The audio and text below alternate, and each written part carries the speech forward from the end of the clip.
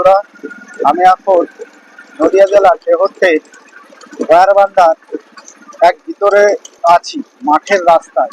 দেখো চারিদিকে সবুজ আর সবুজ, মাছ দিয়ে সূর্য মামা উঁকি দিচ্ছে। আর এই যে রাস্তাটা চলে গেছে কোথায় জানি না, ঠিক অজানার এক পথে। আর দেখতে পাচ্ছ চারিদিকে তোমার কলার চাষ আছে, মাঝে ধানের ক্ষেত, ধানের শীষগুলো উঠি দিচ্ছে।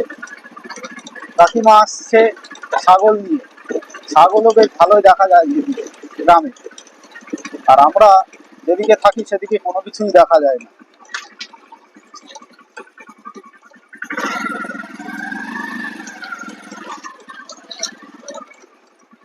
এক অন্যরকম পরিবেশ। আর মাঠে থেকে কাজ করে সকলে এখন বাড়ি যাচ্ছে, শুধুই কলার চাষ।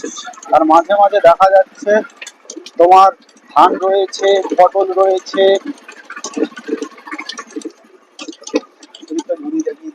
এদিকে আবার শিম গাছও লাগানো আছে। তোমাদের সামনে তুলে ধরছি এই যে গ্রামের ভিডিও। ভালো লাগলে তোমরা অবশ্যই লাইক, কমেন্ট, শেয়ার দেবে। এবং যারা যারা নতুন দেখছো তারা অবশ্যই ফলো করে রেখো এই পেজটি।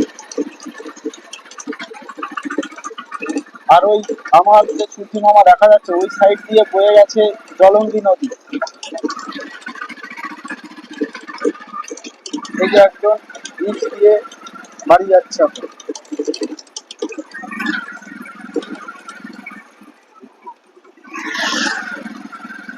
মাঝে আম গাছও লাগানো আছে।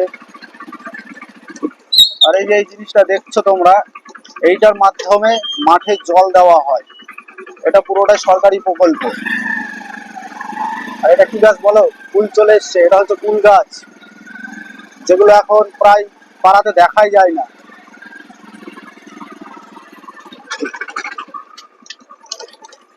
দেখি কজনা গ্যামা গাছ চেনো।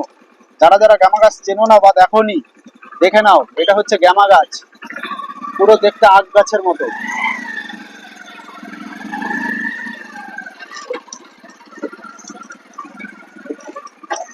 দেখো গর্ত, দেখো গাড়ি দিয়ে, মনে হচ্ছে এক অন্যরকম পাহাড়ে এসেছি। পাহাড়ে ধস নেমেছে, সব কলার গাড়ি দিয়ে এই অবস্থা। দেখো ধানের ফুলগুলো এসছে, দেখো। আর ওদের কয়দিন পরে ধান কাটা হবে, পেকে যাবে। তারপরে শিমুল গাছের ফুল তোমাদের দেখাতে পাচ্ছি না, আসেনি শিমুল গাছের ফুল। আর কিছুদিন পরেই আবার ঠান্ডা যখন চলে আসবে, খেজুরের রস পাওয়া যাবে। অনেক জায়গায় কাটতেও লেগে গেছে খেজুর গাছ, কিন্তু এইগুলো দেখছি সেই পুরনো কাটায় আছে, নতুন করে আর কাটেনি।